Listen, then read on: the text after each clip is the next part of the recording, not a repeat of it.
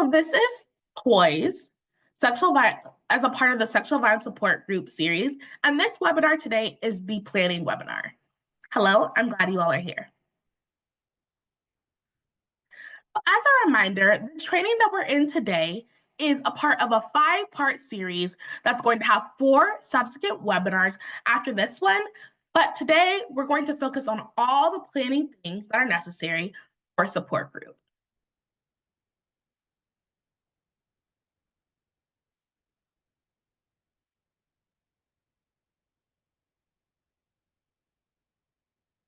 Here are our learning objectives for today.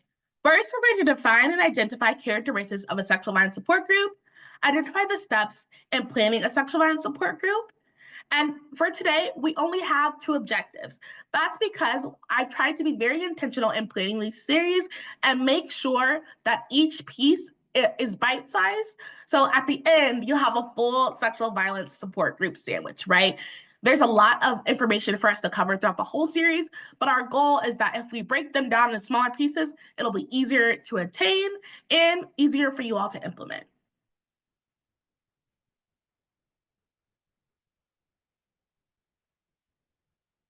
All right. One of the first things that we're going to do today, and again, I want this to be interactive, even if I'm the one presenting. I want to learn from you all as much as you learn from me. We're going to be doing a Mentimeter. So for those of you who have never used Mentimeter before, it is a live online polling tool. And the Mentimeter we're going to be doing today is anonymous. So if you could, please go to www.mentimeter.com and then type in the code when you're prompted 56 55 87 26, or if you're a little bit more tech savvy, you can put your smartphone at the QR code and it will bring you to the link. I will change screens in a moment, but I'm going to leave this here. People have the opportunity to access the QR code before I switch over.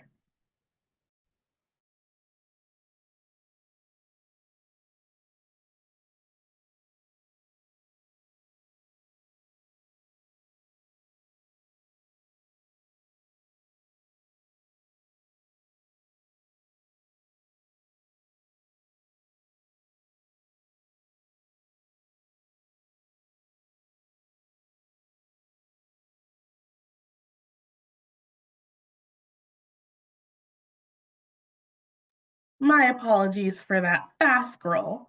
Give me a moment and I will switch screens.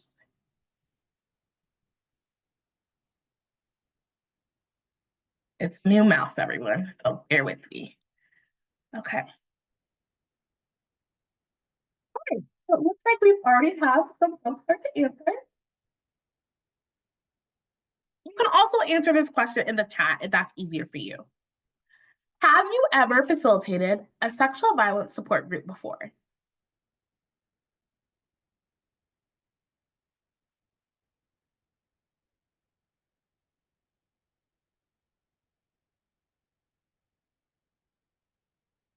So we've got 24 people logged on today, and we've got about 12 answers. So I'll give a couple more moments for other people to participate if they'd like.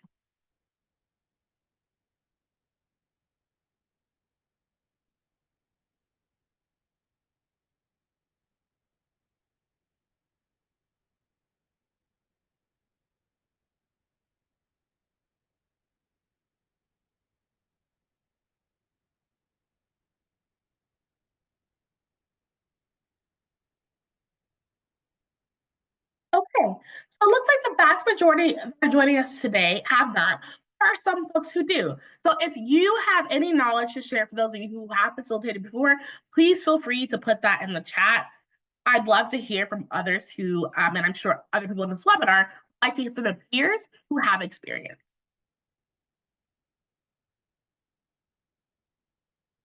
Okay, so our next question is about the planning process specifically. What questions do you have about the planning process? So remember, there's going to be 5 webinars, and we're going to focus on a different topic for sexual violence support groups in each webinar. But today, specifically, what questions do you have about the planning process?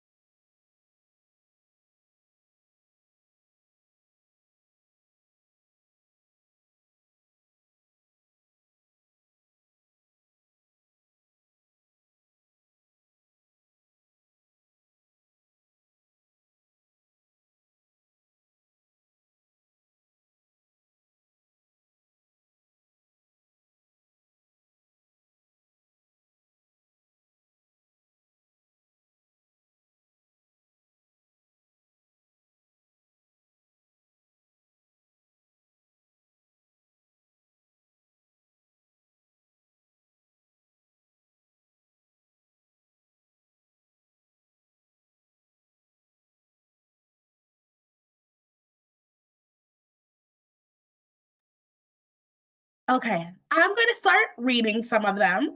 Please keep submitting your questions, and I will read them out loud. So we have folks who are not really sure yet. Someone said that they're new to this line of work and they're not sure how to get started. We'll talk about that. What assessment or pre-group interview questions are recommended? So we will have our third webinar is all about intake. And these are going to be about these pre-group interview questions someone asked. So please come back for if that was your question. We'll talk a little tiny bit about some of the things to consider today. But again, the main focus of that webinar will be all about intakes. How to get victims to attend the group. How do you start the process? You just survey various people, or do you go on who has asked for a group? Where to find an up-to-date and appropriate curriculum to follow? Also, how to get survivors to attend support group, outreach needed. I have done a support group, not SA related. Would love to learn more so that the group is engaged. Particularly for how to engage the group once you've already got started, that will be a topic for our part 4 webinar, the S, which is, I think I said support. It's really all about facilitation. So we'll talk about content. We will talk about strategies to keep the group dynamics balanced and safe. We will talk about all these things. Where to find an up-to-date and appropriate curriculum to follow. You and I both are looking for this, right? So the one that I will reference and have used as a base for this webinar, the most recent one came out in 2021, and that was specifically for sexual violence virtual support groups. Since then, I haven't really come across an up-to-date resource, not specifically for facilitating, but all about advocates can use to build a support group. If you know of a resource, please let us know. I will be creating some resources for you all specifically throughout the series, but beyond 2021, I am not sure what other resources exist, specifically for planning. Now, for facilitation, if you want to consult with me, we can talk more about what kind of group you wanted to facilitate, and we can get more specific resources for that. Outreach will also be the point of our second webinar. So the webinar that we're going to be doing in June will be all about outreach as well. We'll focus on how to build your outreach strategy, what are some of the ways to do outreach, and some of the prep work that you'll need to do specifically to build your outreach strategy. I'm glad you all have these great questions.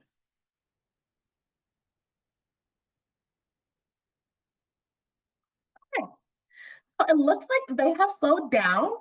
And I think I answered all of them. Someone is currently doing a domestic violence group, and they're probably wondering how these are different. Yeah, so that'll be more focused on the actual content that you could do in a support group in part 4, which is about facilitating a sexual violence support group. Okay, everyone give me a moment. I'm going to switch back to the presentation slides. Thank you all for participating in that Mentimeter. Okay, can everyone see the slide that says Mentimeter? If you can you give like a thumbs up or yes in the chat?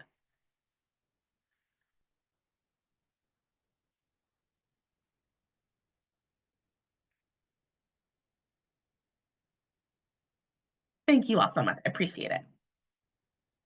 All right. So first, we are going to make sure that we all have the same understanding of what we're talking about when we say a sexual violence support group. This webinar, again, will focus on the planning, but we have to do the pre-work of knowing and having the same language before we can start to plan our activities. What is a sexual violence support group? A sexual violence support group, right, unsurprisingly enough, is a group that focuses on social relationships, skill development, healing for people who have experienced sexual violence. The difference between a sexual violence support group and other groups is that emphasis on building skills and building relationships. So in other states or in other places, this might be referred to as a psychoeducational support group, but We typically call them, and it's referenced for Iowa CASA's standards of, sorry, in our training manual as a support group, right? Especially for sexual violence survivors, and especially for sexual violence survivors in rural areas, support groups are really important. Survivors usually cite feeling alone and isolated, and these feelings are often amplified in smaller communities. Support groups are a great place for people to build healthy connections with those who have had similar experiences. Also, we at Iowa CASA have identified sexual violence support groups as a core service of sexual violence programs. So this is why we're happy to finally be able to get this series out to you all today.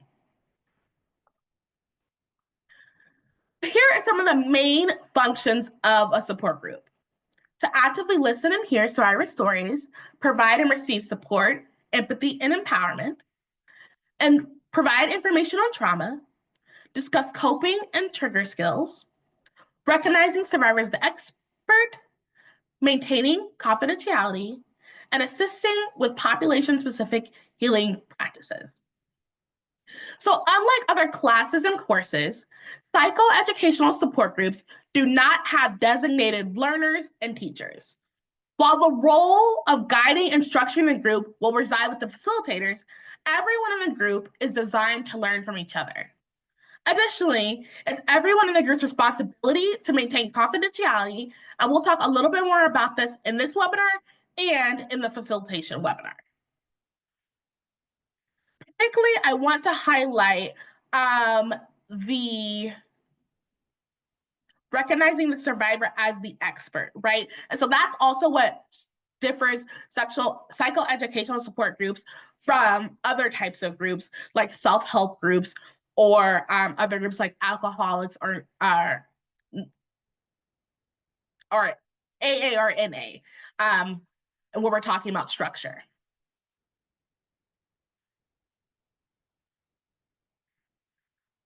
We also want to make it clear, right, that when we're talking about psychoeducational support groups, we're not talking about therapeutic support groups. Support groups and therapeutic groups have different outcomes and expectations. Support groups really focus on building those social relationships and skills. Therapeutic support groups have specific planned interventions and goals that are reliant on prescribed deliveries, outcomes. Support groups can be facilitated by anyone, including advocates and therapists. In this webinar, we'll discuss some of the qualifications that they should have and you should consider as a part of your planning. But remember, support groups were started by survivors for survivors. They are people who came together looking for support. While they exist inside our formal programs, that should remain the focus, providing support to survivors of sexual violence.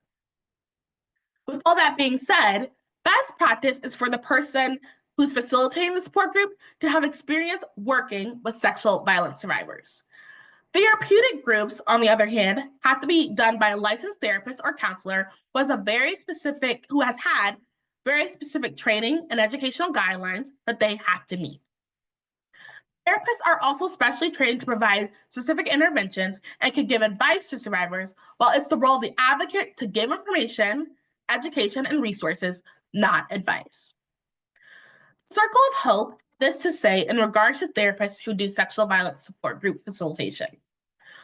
Although the therapist may have the training and expertise to run a therapy group while conducting a psychoeducational support group, therapists must remove their therapeutic hat and not engage in therapeutic activities within the confines of the psychoeducational support group. Therapists serving as psychoeducational group facilitators are functioning as advocates and should have clear understanding of the foundation and techniques of advocacy work.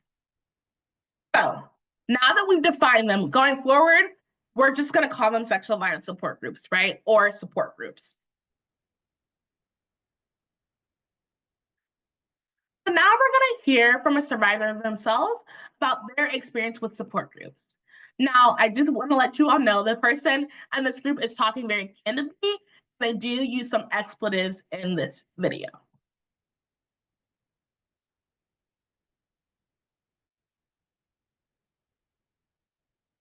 Part of the best part for me of the men's project was not just talking, but listening.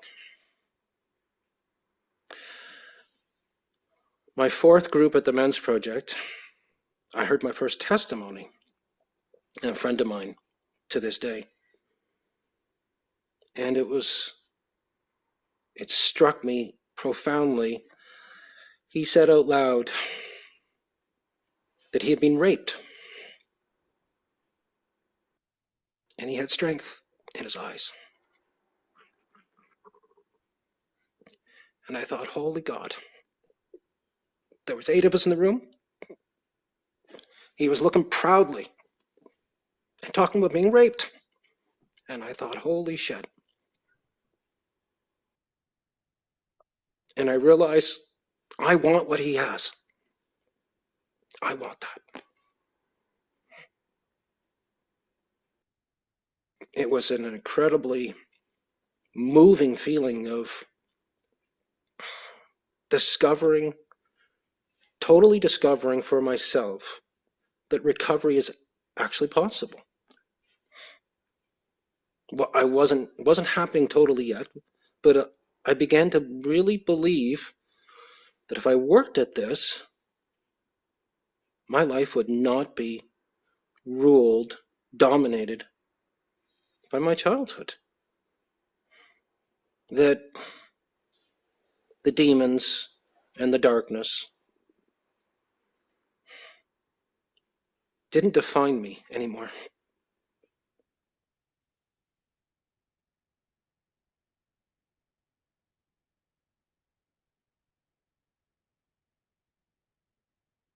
Okay.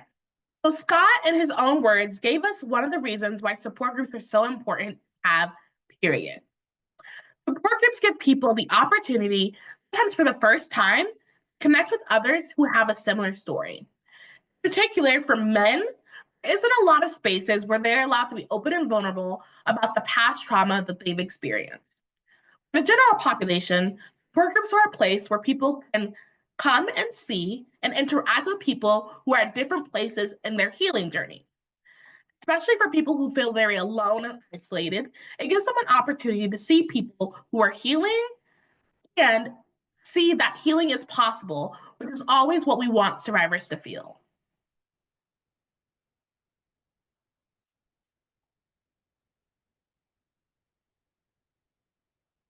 So Alex has already put the resource in the chat. So 1 in 6 is an organization that I suggest you all check out. They have a lot of resources specifically for male survivors and have a lot of helpful videos that you could use in your advocacy to understand male survivors better, but also educate others about some of the things that male survivors experience.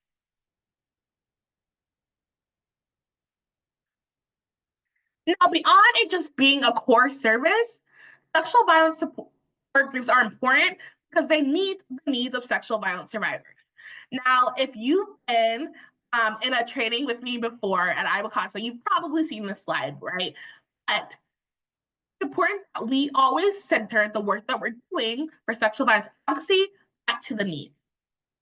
So, in some previous research that the Resource Sharing Project did about the needs of sexual violence survivors, this is what they identified themselves as what they needed the most. They needed to be believed, receive emotional support, and have access to healing and safety. Support groups give survivors an opportunity to do all of this. Not only do they have the opportunity to be believed and receive emotional support from facilitators who are trained in receiving sexual violence disclosures, but they will also get that from the other group participants. Support groups also provide an opportunity for skill development and access to resources, which is a type of emotional safety that is critical to the well-being of sexual violence survivors. And so earlier, someone in the Mentimeter, and this is why I love to do Mentimeter, because I have what I plan to say, but I want to make sure that it's relevant for you all, asked about how this was kind of going to be different than a domestic violence support group. Specifically for sexual violence support groups, one of the main things that we focus on is that emotional safety and security, right? So we might talk about some resources that focus on the physical safety, and we know that holistically, safety is going to depend on a lot of areas, but we spend a lot of time focusing on that coping and trigger planning and how do we help people be emotionally safe while building relationships with others.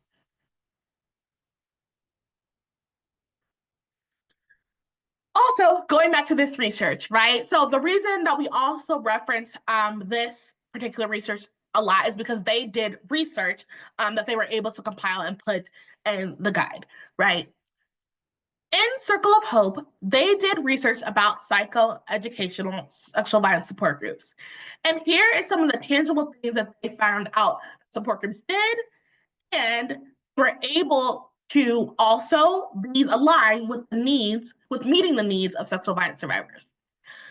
In sexual violence support groups, they were able to provide safety, empathy, validation, and much needed support, to provide factual information and enables participants to learn new coping strategies, decrease social isolation and a sense of alienation, allow members to meet others who are experiencing similar things, help members develop a sense of community, and clarify the message that sexual violence is never the fault of the survivor. So again, right, let's think about, and I'll just go back to the slide, think about what the needs were and how that compared to the things that were actually achieved in the support group line up pretty well. In particular, support groups are different from individual advocacy services because they rely and are dependent on the dynamics within the group, right? So instead of just depending on the individual advocacy program or the individual advocate that they're working on, or people in their lives who may not be prepared to receive them empathetically, they can have a smaller community that is built by trust and is there to help them push forward. Here's some other findings from the research.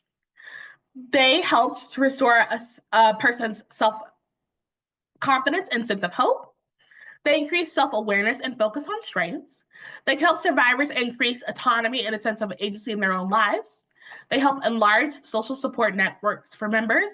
They help members perceive themselves as survivors who can have fulfilling lives. So remember, we talked about having survivors feel that healing is possible really comes in here.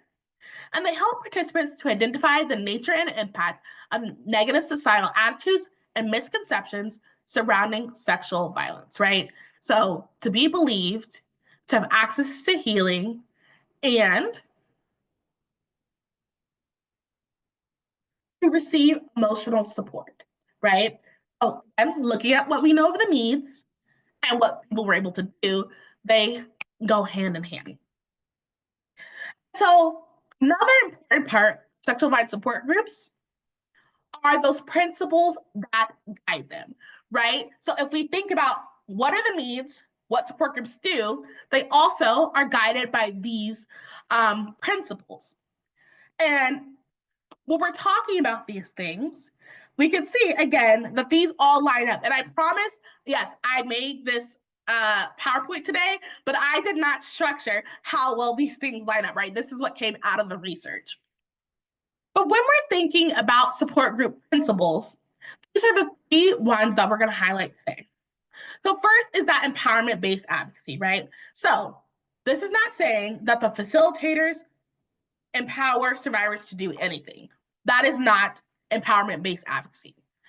This is inspiring the belief that things can change and that survivors have the power to change things in their lives. Okay, sometimes with help can be the solutions that they need. And it's not focused on survivors being wrong or correcting behavior, right? That's not the point of a sexual violence support group. And instead, it's reinforcing their ability to choose and have options. It's about even if the survivor feels powerless, the advocate or the facilitator has the ability to help them recognize what power they do have in various situations. Then we have trauma-informed services. Even if a group is led outside of our agency, it should still be conducted in a trauma-informed way. So for example, in a different type of group, facilitators may press people to share information or encourage activities with touching other group members. In a trauma-informed space, a facilitator might instead say something like, I want to encourage everyone to share when they feel comfortable. And they might also invite people to do activities that encourage mindfulness or being present without physical touch. Trauma-informed care also works best in a support group, as the group is not a space to give a diagnosis, right? So this is also how it differs from a therapeutic group, but rather it's a space to focus on what's going on with a person, what happened to them, how that person can heal with support. Lastly, right, we're going to focus on our sexual violence support group being survivor centered. The survivor gets to choose if, when, and how they participate. The structure of the group can and should adapt to fit the needs of survivors, and the purpose of the group should also center what survivors want and need for their healing. There isn't any punishment for not participating in the group either. So again, this is how it differs from other types of support groups and other types of interventions.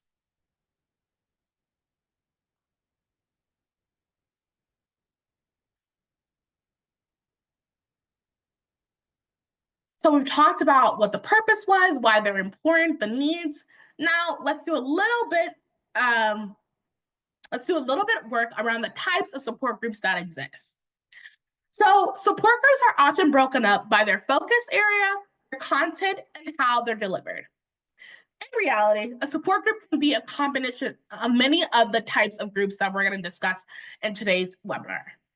Regardless of the type of group you choose to do, it should be driven by the needs identified in your community. And so throughout this webinar and throughout the series, we're going to consistently refer back to one example of an imaginary support group that we're going to do. And we're going to start going through these examples. So you'll notice on the slide that they are separated from this type on the left and that type on the right. Also notice that they correspond with the number. So we have A and then we have B on this slide. That's because I myself am a very visual person. And so it's easier for me and sometimes others to recognize the different types and how they're categorized often. And this often falls in dichotomies, or it's either a this or that type, right? But it's either one or the other. So the first this or that type we have for support groups is an open type or a closed type. An open group is a group that has very little screening that anyone in the community can join, right? So there might be 5 people one week, there might be 2 people the next, and then the next time it's for a group, there might be 11 people, right? And this might be the best type of structure if you know that your target audience is very busy, right? And they cannot commit to the type of regular support group that might be better for people for a closed group. And that's okay. No type is better than the other. It's just about what is going to best meet the needs of your target population.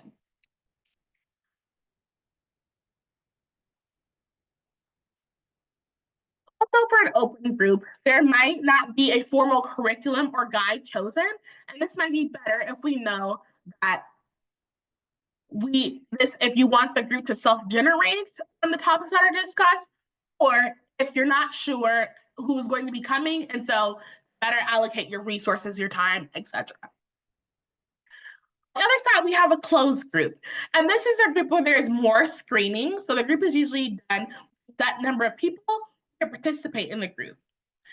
Usually in a closed group, this also has a set curriculum or guide that it will follow and a set time frame, but it doesn't have to be.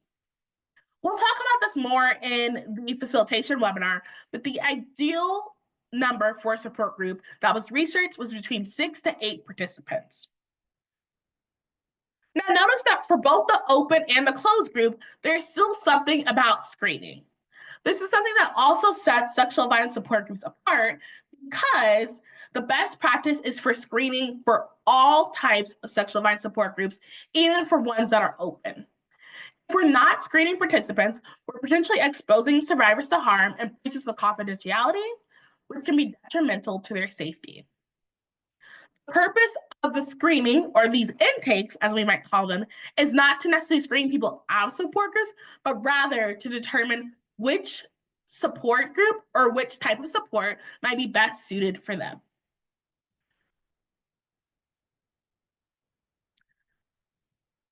Then we have B, right? So then we have curriculum-based or continuous topics. So this is also pretty self-explanatory, right?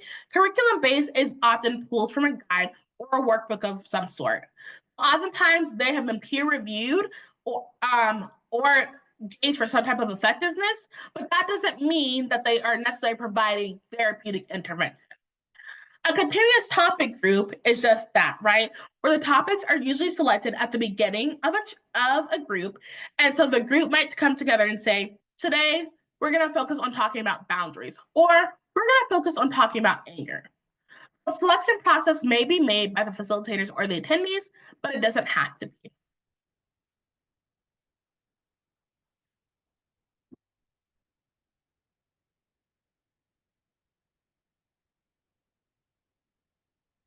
So our last this or that type is an in-person versus a virtual support group. Within each of these come with different risks as well, right? So again, not about which one is better, just about which one's better suited for your target population.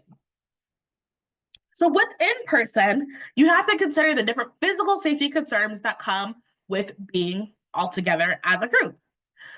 Just people discovering the location of the group or how you as the facilitators are going to physically secure the space and transportation concerns. Virtual group happens online. While the facilitators, might have some control about who is let into the virtual space, they don't have control about who might be in the background environment. This could also expose the participants to online breaches of information.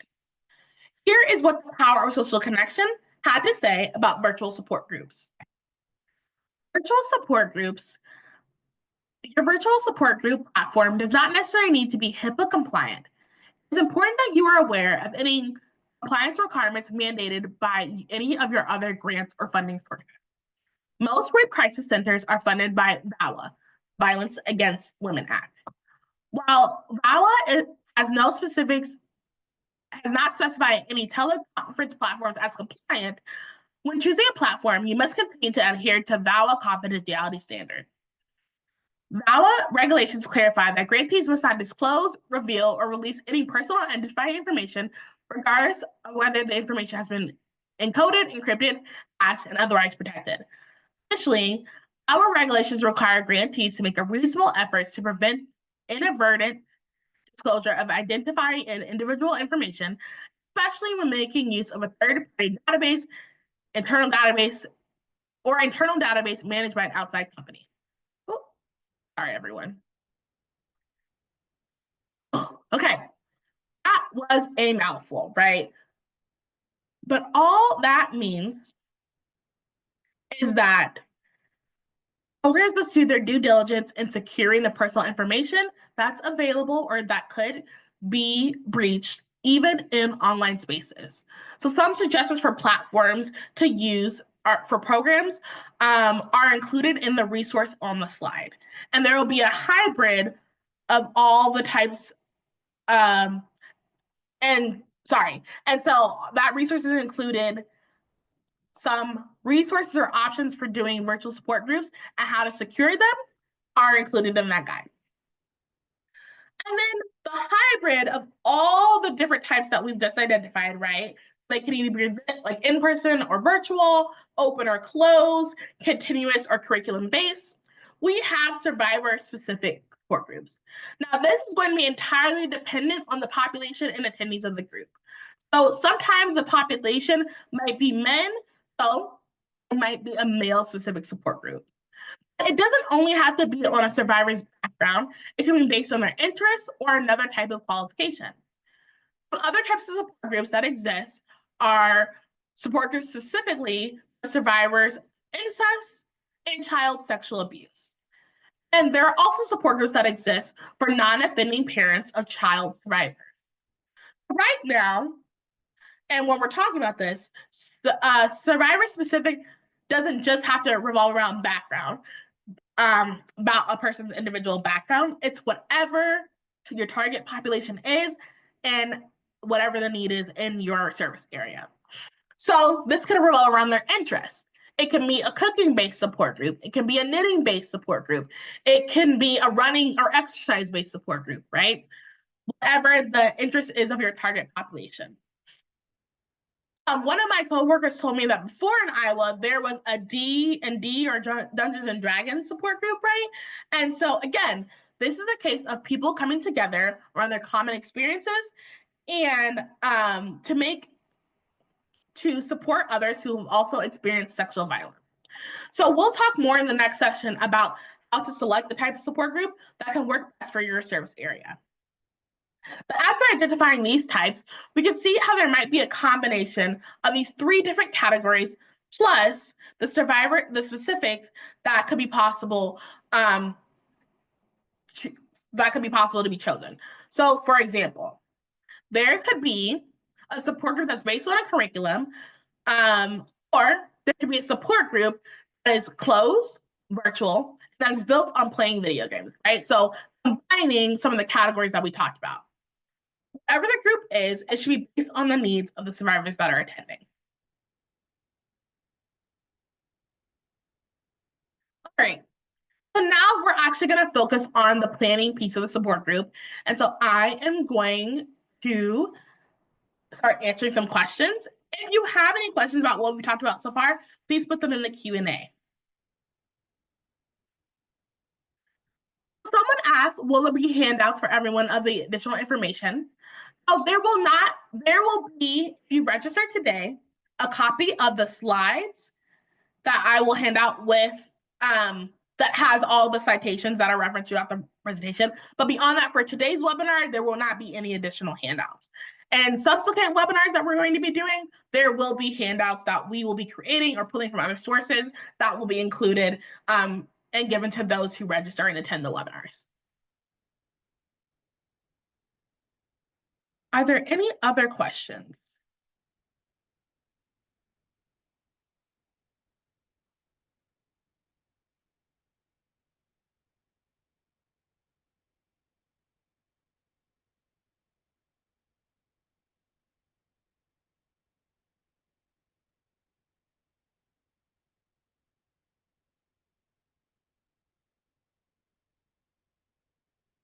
Absolutely. And if you all have questions that come up throughout the webinar, again, open the Q&A box, you can email me, you can call me. My number will be at the end of the webinar because this is for you all. So we want it to be relevant to what you need and how you are going about your planning process for the support group. Okay. Doesn't look like there's any other questions right now. I'm going to keep going.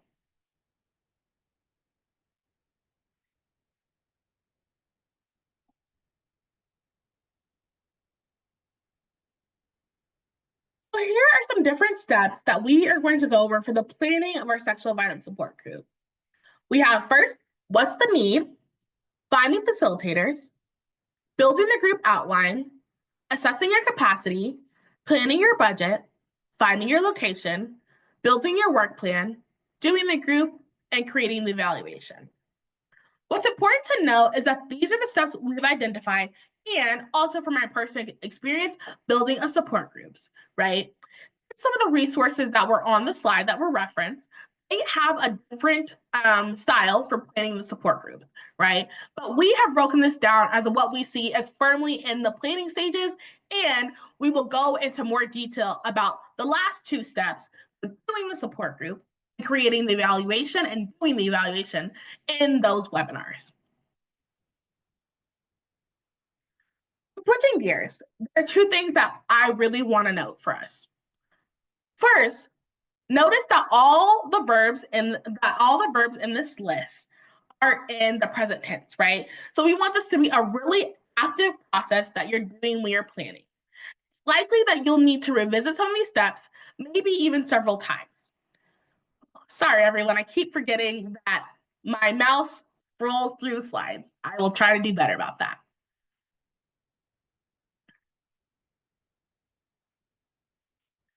Secondly, when you're going through this process, it might look very neat and pretty on this slide, right? And it might seem self-explanatory. And on the surface, it might feel very straightforward. However, in reality, it'll probably be a lot more messy, right? It'll probably look like this. And I promise I didn't just put random arrows on the slide. I actually thought about the planning process that I went through and mapped out what the reality was of planning the process. And that's okay. You'll notice that there some of these arrows go back and forth, and some of these just go one way. What's important to know is that if you are planning your support group and you're being intentional about getting all your different factors together that come into play, outside input, running tests to see what will work best, and really being collaborative, your process will probably look something more like this. So, for example, we're finding our location and then we find out that there's a change to our budget. It's more than likely that we're going to have to go back and try to find a different location, right? We'll see there's lots of arrows that are connected on this chart. And that's because each part of the plan should impact other parts of the plan. And sometimes it will happen several times in different loops and circles. I just want to encourage you all, even if your process is not as straightforward as it looks on the chart, it's perfectly okay. Another piece of technical assistance that I want to impart upon you all is that it will take you probably twice as long the first time you do it to do every single piece in the chart that you think, right? So if you think it'll take you 1 week to build the group outline, take 2 weeks instead. Because no matter what happens, there will be surprises, things that we can't anticipate, especially if we are trying to make sure that we are getting feedback from other people who have different schedules. By doing this, this will allow us to have wiggle room. And if we don't need that room, we'll be finished early and can focus on other tasks.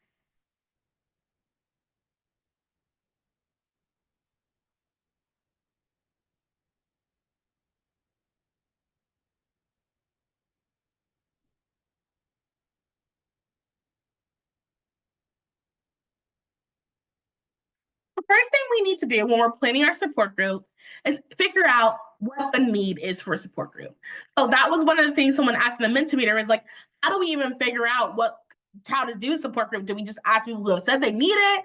How do we do that, right? The first thing to do is to ask those in our service area or in our community. Now, typically, this is done as a part of a community needs assessment. And needs assessment will answer questions about who's in our service area, the demographics, how they share information, where they meet, what's important to them, and how they like to connect with others. So if we're thinking about all the different factors of support group, these are some of the key things that need to be answered before we say and go out on outreach or hang up a single flyer, right? In particular, I want to go back to how they share information. So this will be important to figuring out what your best outreach strategy is that we'll talk a lot more in our next webinar. But the most common ways to share information are word of mouth, print media, social media, and putting things on location. I'm forgetting the specific term for that. But so we're talking about print media, we're talking about newspapers, we're talking about flyers, right? Or we're talking about word of mouth. These are conversations, reputation, building relationships in the community. Social media, posting things online and virtually, and on location is specifically staging opportunities for people to interact with you at those locations.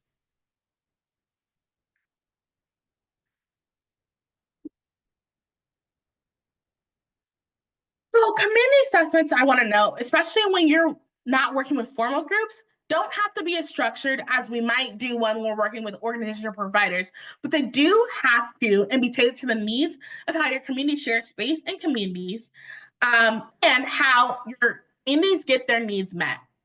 So as long as you're able to understand the needs of those in your communities, that is what the whole assessment is, right? It sounds really formal, but that's what it is. What are the needs? How do you meet them? How can we help?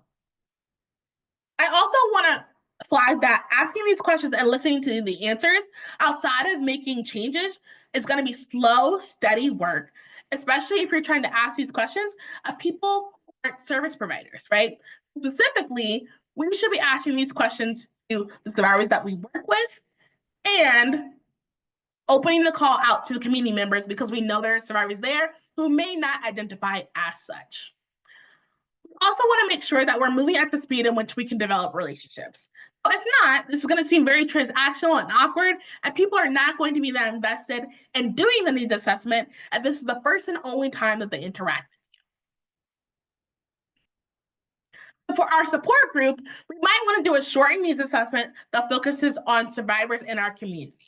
And so we'll talk a little bit more about what this might look like or some questions to ask in our outreach section.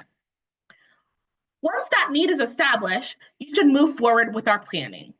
Don't want to assume we know what survivors want or what they need or what's best for them. That's not empowerment based, right? If we're being empowerment based, we ask survivors what we need and we build things because of that.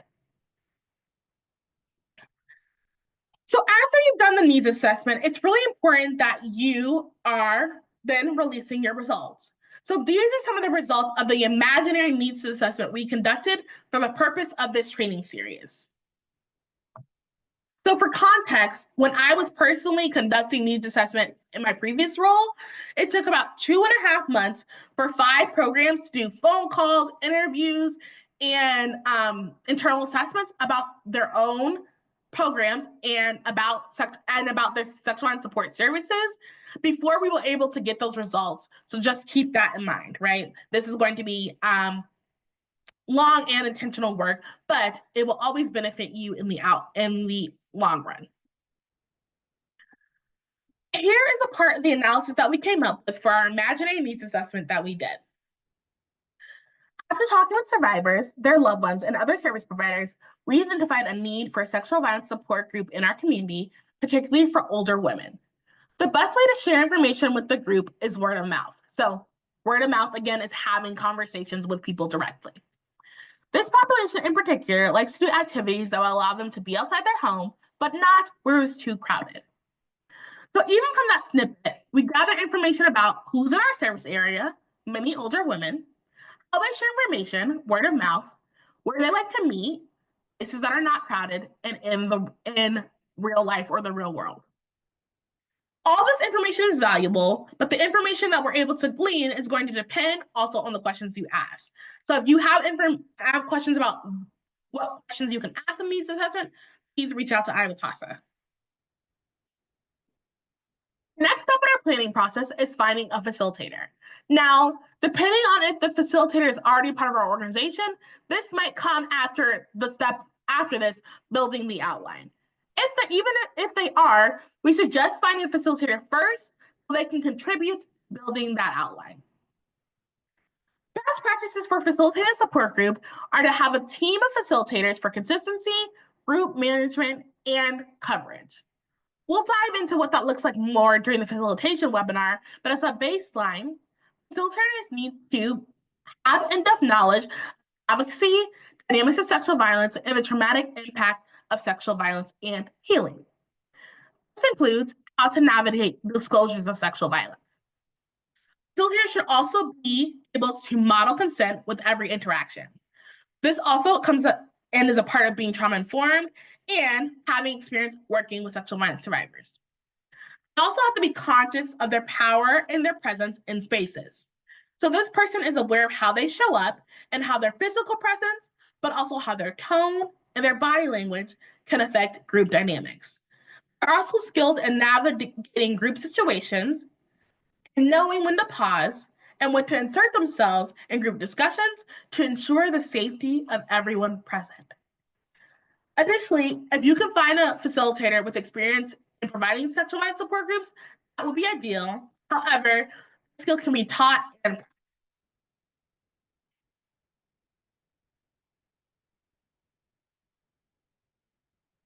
when preparing your facilitator, this person should also be familiar with the purpose of your sexual violence support group and understand how it differs from other groups that they may encounter.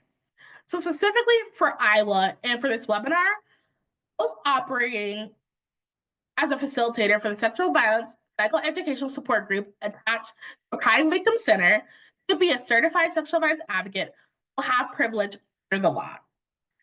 That's an important distinction for us to make. Not only because we at Iowa CASA think that those who work with survivors of sexual violence should be well trained, but also to make sure that those facilitating the group are doing so as advocates. Similar to other sexual violence services performed at crime victim centers, that means that they will be held to the confidentiality standards, advocates outlined in VAWA and reinforced by Iowa Code. This means that facilitators have a legal and ethical obligation to maintain the survivor's right to privacy and confidentiality. This includes volunteers and specific professions like social workers, therapists, and counselors who are facilitating the support group. Along those same lines, therapists serving as psychoeducational support facilitators are functioning as advocates to have a clear understanding of the foundations and techniques of advocacy work.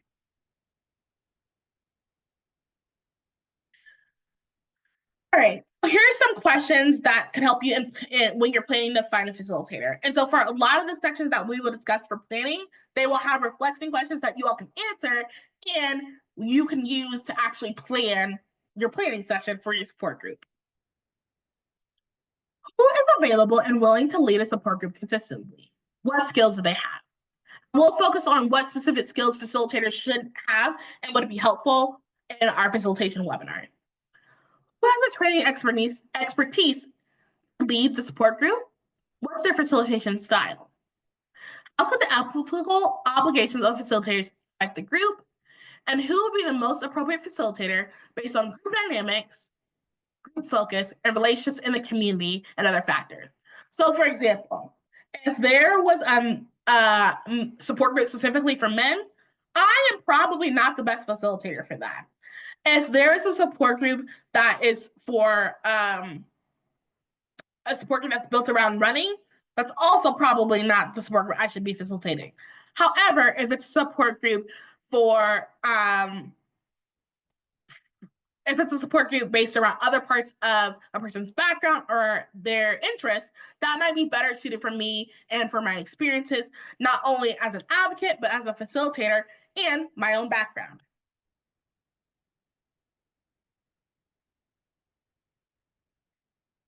Another part of the planning process is if you find someone who's really interested, really engaged, but doesn't meet all of our qualifications, what is our plan to train them so that they're ready to facilitate the group? This could be finding them a mentor, connect them with training opportunities, along with your other onboarding and personnel processes typically done for new people at your organization.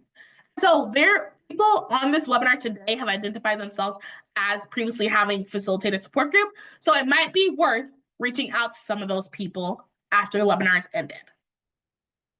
And I know it was anonymous, so I will also do that work of connecting people as well.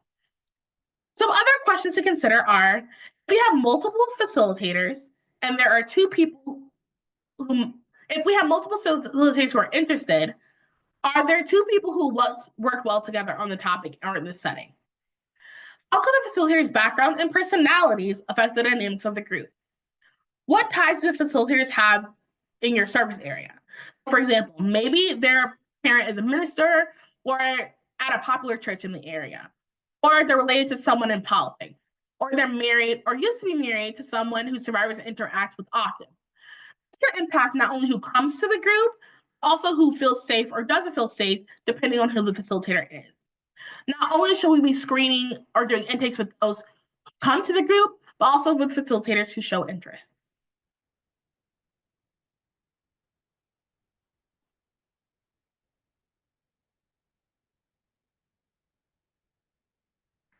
Once we have our team of facilitators, we can start to narrow down more information about the group. If you're a timeline person like me, we suggest that you start building your outline for support group in 6 and 3 months before your launch date. And 3 months is cutting it pretty close by our standard. The first piece of building our outline is going to be answering our 5 W's plus that 1 H. What is a sexual violence support group? What's the purpose and what type of group will you do? Why is the group needed? Who is facilitating the group? Who is the group for? When will the group start? When will the group take place? And how long will the group be? Where will the group be held? And where will you do your outreach? And how will the group be facilitated?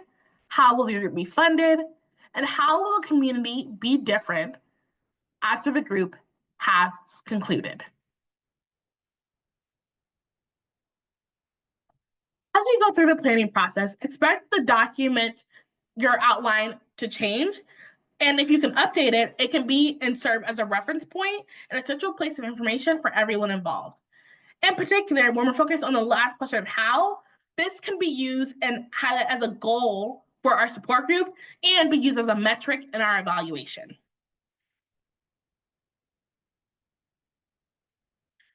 Remember, when an outline is an outline, right? So we don't want to pack it with too much information, but these are still some other pieces that could be really important to include, like information about the facilitators, your group content or focus, your list of materials, the facilitator, how facilitators are going to divide roles, and your contingency plan.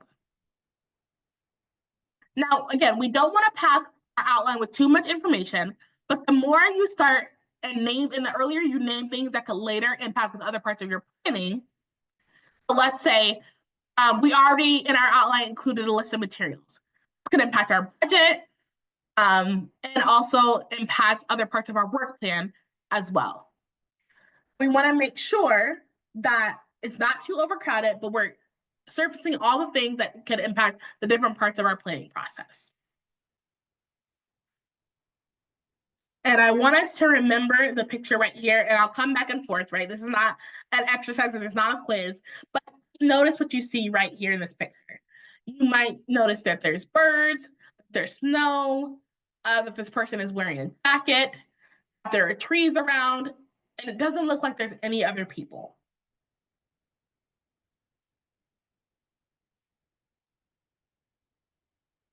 So back to our larger example, right? So we have identified that we are going to be doing that our target population, what they like and how they share information.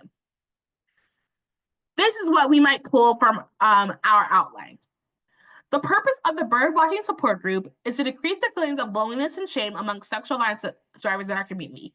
Studies show after completing the community needs assessment, we also know that bird watching and connecting with nature are important to our target population. The group will be held around town, but will most commonly be held at the pond on Main Street. If there's inclement weather, we have reserved a spot at the local coffee shop near the pond. You can see that in this example, what, where, and why that we identified in the first part of our outline has been answered. Also managed to include part of our contingency plan for our group's population-specific location, the park, and included a hobby that's important for our target population of older women. Now, if you read the first paragraph of this example again, right here, you can see it says something about research. If you can include research information, that's great, right? Especially if it can connect to sexual violence and healing. And while this might not be a necessary step of the outline, it can be helpful to already have this information available for future funding opportunities that seek evidence-based practices. Doing this pre-work save you time in the long run and ultimately benefit your organization and sustainability of the support group.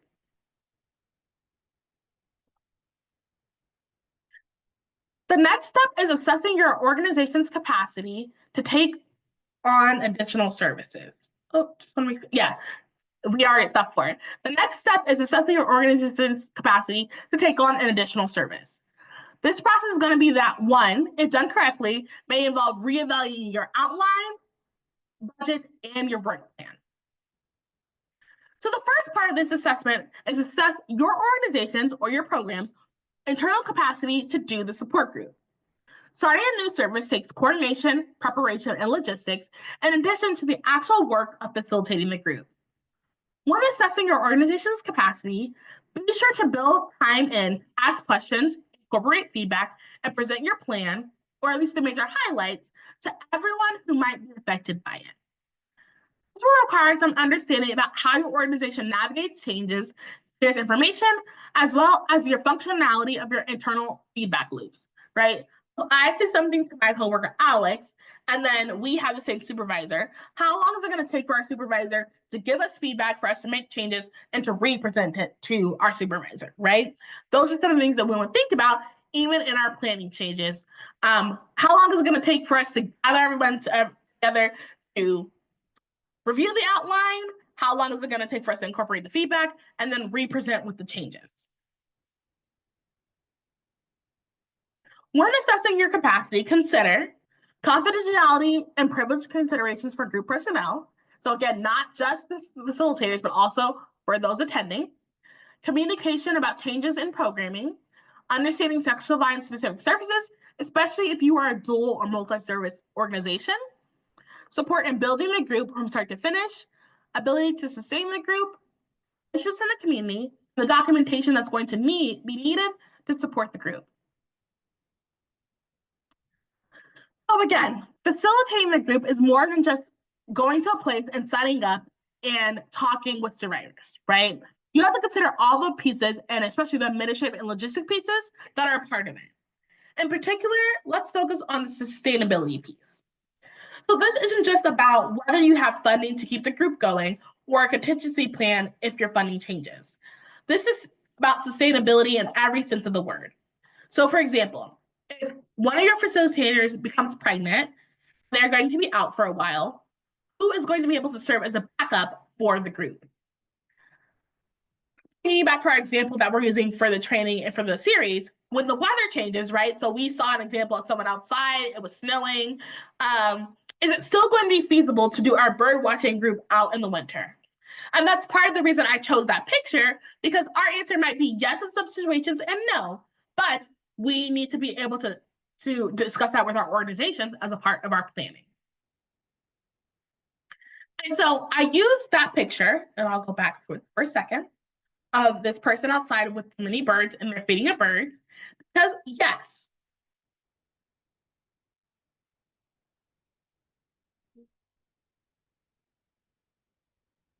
so I use that picture because yes, right?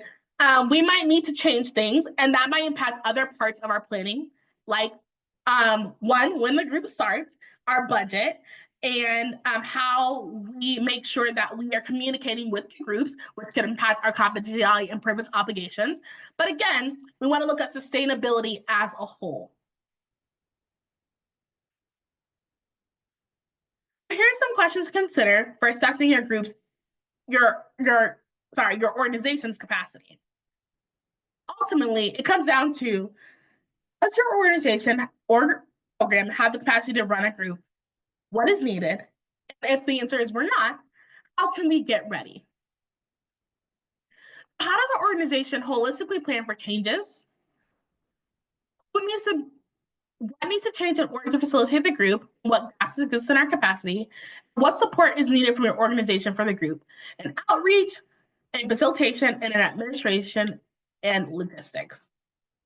So after doing our internal assessment, we might come to the conclusion that we are not currently ready to sustain a new service. And I can't see you all now, but I want you to look into my eyes as much as you can and understand that is okay, right? And it truly is. We would much rather that there's an honest conversation that's had amongst staff instead of pulling together something that's ultimately isn't going to meet the needs of survivors in our community or work for staff. And so if you're concerned about this right now, please reach out to Iowa CASA and we can work through together what this might look like for your organization. Once we assess our internal capacity, then we can better determine how these other pieces are going to be changing within our organization. Now, on this slide, it doesn't mean that everyone in the organization is going to be facilitating, right? Oh, it doesn't mean that I'm going to be facilitating, and Alex and other Iowa CASA are all going to be facilitating the group. No, right? Instead, we have a solid outline. Everyone will know what piece that they do or the work that they carry impacts the different parts of the support group being successful, right? So when we say all hands on deck, all hands don't have to be doing the same thing. In fact, if everyone's being utilized to their full potential, we should all be fulfilling different roles. This could look like Skylar, can you look over this budget for me and see if I've missed anything, right? Bailey, I know you are responsible for handling the phone line. You should know where the group will be held if people are calling, right? So again, how does everyone in your organization, or at least those in your program, how are they going to be impacted by the support group, and what information do they need to know so that you can do your job successfully, survivors can have what they need, and they can continue to do their job successfully.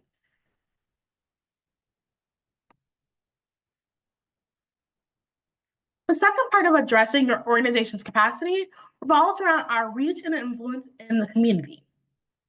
How well is our organization going to be able to mobilize the community on the needs of for the sexual violence support group? Now, if you look on the questions on the slide, many of them will be asked again in our outreach section. Before we take a single step outside of our organization and start talking about the support group, we need to make sure we have a strategy, the program or as an organization, about how we're going to do our outreach.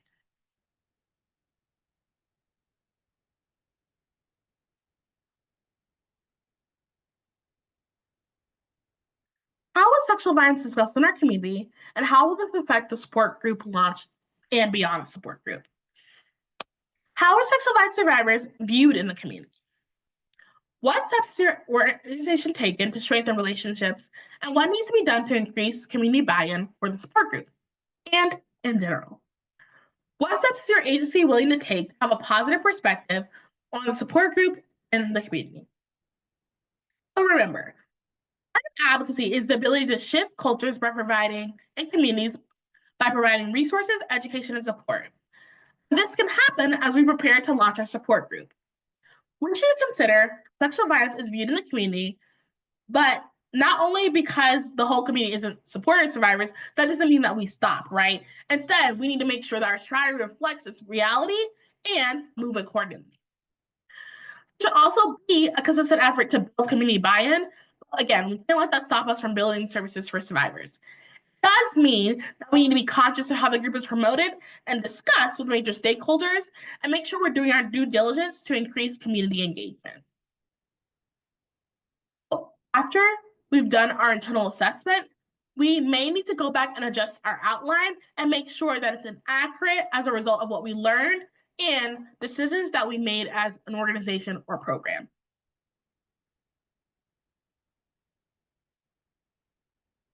So step 5 is planning our budget. So for some people, this might be higher up on the list, or they might have started, right, with planning their budget, right, because they already have that number. If that's the case, this might be before assessing your internal capacity and picking a facilitator. It might even be a built-in first step for you all. What's important to know is that planning our budget can help us smoothly implement the group. The things that we don't intentionally put in our budget now can increase crises for us later, or obstacles for survivors. And that is what we want to try to avoid with doing all this prep work in our planning, right? Anything that we can anticipate that can cost us mainly funds, but also time, should be included as a part of the budget. So, for example, as a part of our bird watching support group, we may want to, in the winter, shift some of our activities. This may include building birdhouses inside or buying bird feeders for the participants, right? The materials that we purchase might be a part of the work analysis of finding a space where we can even build 14 birdhouses if we can't get together, right? So again, all the pieces impact the other. Now, typically when we talk about budget, especially when we talk about budget with advocates, facilitators focus on the cost associated with the location and the materials. And sometimes if they're able to, they might focus on attendee support and the cost of their outreach materials, right? But often, the most costly part of a support group will come in that work time analysis, right? So this is really sitting down to analyze how much money, quote unquote, does it cost, or how much time does it cost, or work is put in to do something for our jobs, right? So that is really analyzing the time versus the input or the output of effort that you put into it, work time analysis. But qualifying all the work that goes into a launch can help us more accurately plan out our work. It will help us shift individual and organizational responsibilities and needs to support our organization. Oftentimes, and I did this myself when I was planning a support group, and hopefully you'll be better because you'll have my experience. We underestimate the actual time it'll take to execute and plan for a support group. Create an accurate work time analysis. You might need to pull in parts of your leadership and finance team at your organization.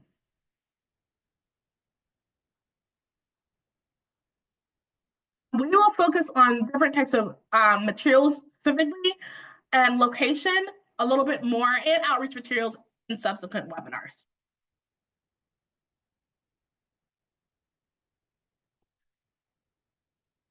Next, we have finding our location. And so here's some basic considerations for picking a location. We want to consider the transportation needs of attendees, right? So that means that if we know that a lot of our attendees have reliable transportation, we might be able to do something in person. If that's not an option, virtual might be a better suggestion for where you do your support group. How far is the location away from transportation lines, the volume of the people at the location, and when? How visible is the location from the street distance if it's in person? Safety planning for entering and exiting the location, costs, and mobility and the ease of using the space. In addition to what's listed on the slide, it's best practice to have the group at a central location where people in the community are known to gather, right? In rural communities, this is a place where where the survivor's presence would not be categorized as suspicious if they were there, right? So, for example, it would not be as suspicious if my car was at the health center. That would probably mean I'm there for a health appointment, even if I was there for the support group. But if I would not be suggesting a place like the gas station, right? Because everyone can see inside of it. They know what's going on. It would be strange if you were there probably at like 2 a.m. That would not be a place where I would suggest doing support group.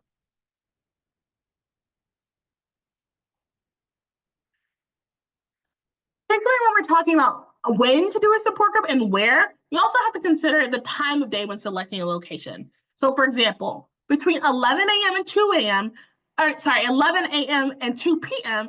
might be suitable for participants with school-age children, but not ideal for those who work a 9 to 5 job.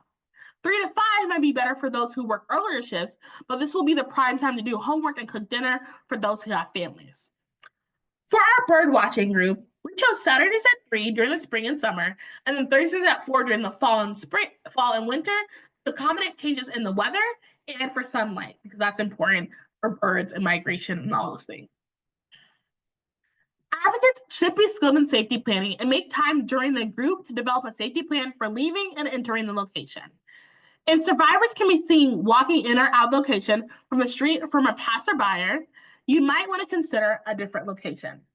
For our bird watching support group, we also chose our theoretical pond because it's close to the senior center, and it wouldn't be unusual for people, and specifically our target population of older women, to be seen there. The park also features ramps, making it easier for our target population to navigate the space.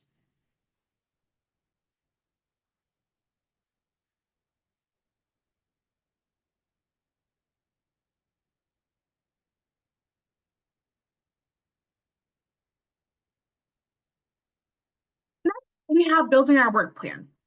A work plan is essentially putting all the pieces that we've already outlined together, right? It is a detailed roadmap or document that outlines the tasks, timelines, resources, and responsibilities needed to achieve a specific goal or project. So there are many different work plan templates that you can use, and Alex has already put one for you all to reference in the chat, right? On the next slide, we're going to see a work plan that I created specifically for our theoretical sexual violence support group. What I will say is to use the work plan that works best for your organization and for planning your group. A work plan is just a way to uniformly consolidate all the information that you need and pieces of planning we've been working on so far.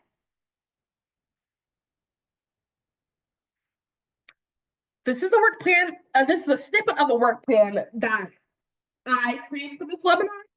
But remember, it doesn't have to look exactly like this. Our task for right now is buying materials needed for the support group. The person responsible is me. We identified person responsible and person consulted. The person responsible is the person who is tasked with is the main person tasked with doing whatever the task is. The person consulted is the person who has to approve the task before it can go forward or be considered completed.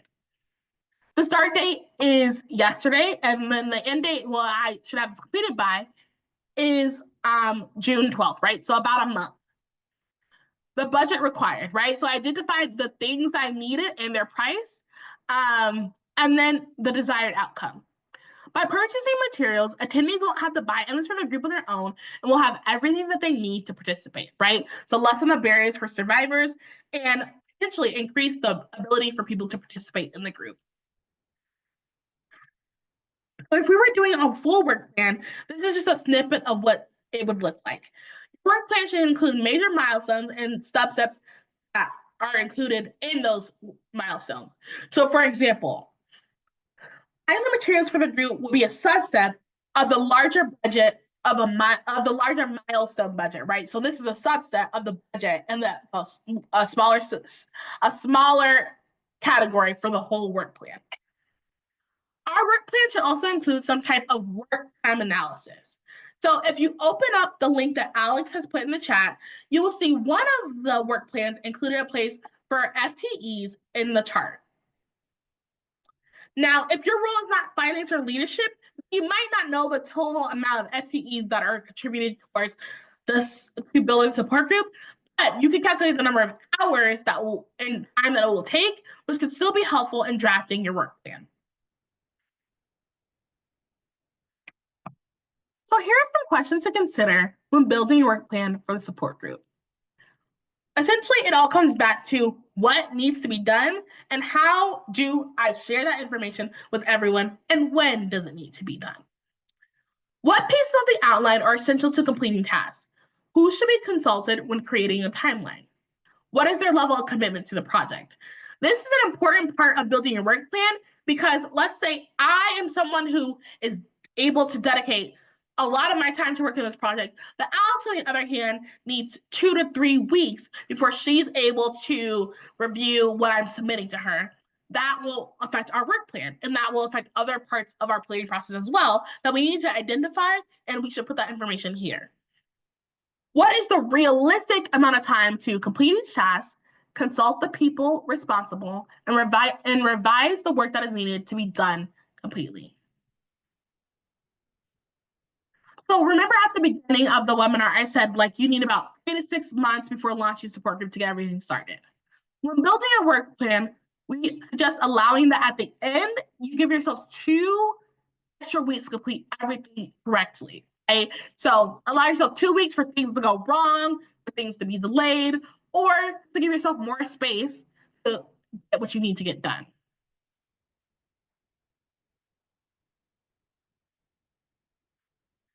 So now that you're really invested in your planning, your support group, you check your logistics, you make sure your goals match up with your budget, and you inform those who need to be involved. Now we can actually do our group. And so when we're talking about doing the group in this case, we're also including facilitating the group and any potential fundraising and outreach that you might need to do. So when we're in the group, think about in your planning how you're going to complement co-facilitation styles, some group agreements that you might need, how you're going to safety plan with survivors, contingencies for breaches and how you're going to communicate that, what's your meeting structure, what documentation will you need for the group, the individual meeting topics and content, and how you will prepare for group changes and group dynamics, patient, and funding.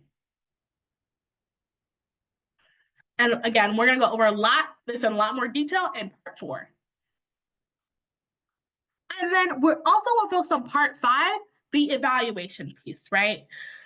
Planning our evaluation, we want you all to know right now, right, where we're doing all this planning, we want to build time in our schedule to develop the materials needed to garner several types of feedback, including surveys, discussions, and one-on-one conversations.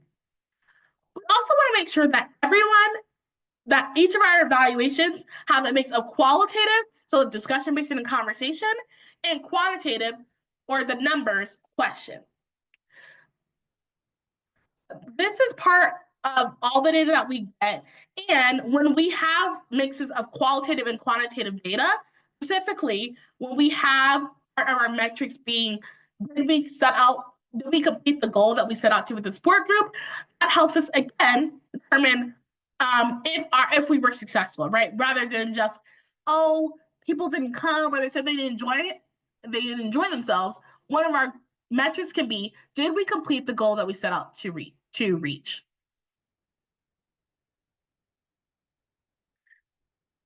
And as we're wrapping up today, I want to leave you all with this quote.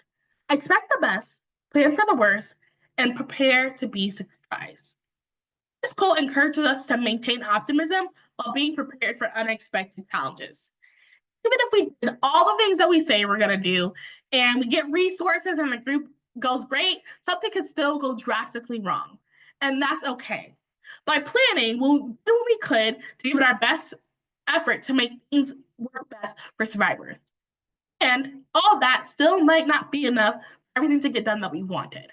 But when we plan, we can increase the chance that it will.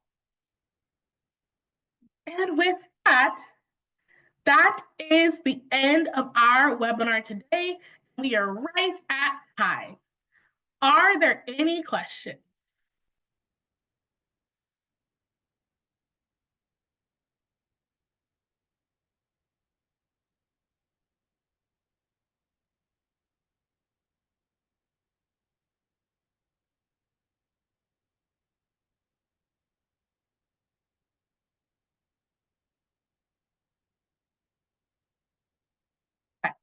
There's one question. Are there any websites to go to for callers to find the information or to sign up for local support groups? If there is one, I am not aware of one that exists in Iowa. We have information about the services that you all provide to us. So if you are actively doing a selective support group, please let us know so we can make sure to spread that information out so survivors have them.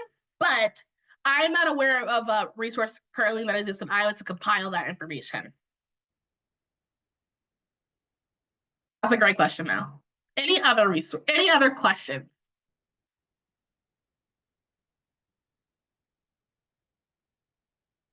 Okay. Well, thank you all so much for joining today, and I hope you all have a great rest of your day.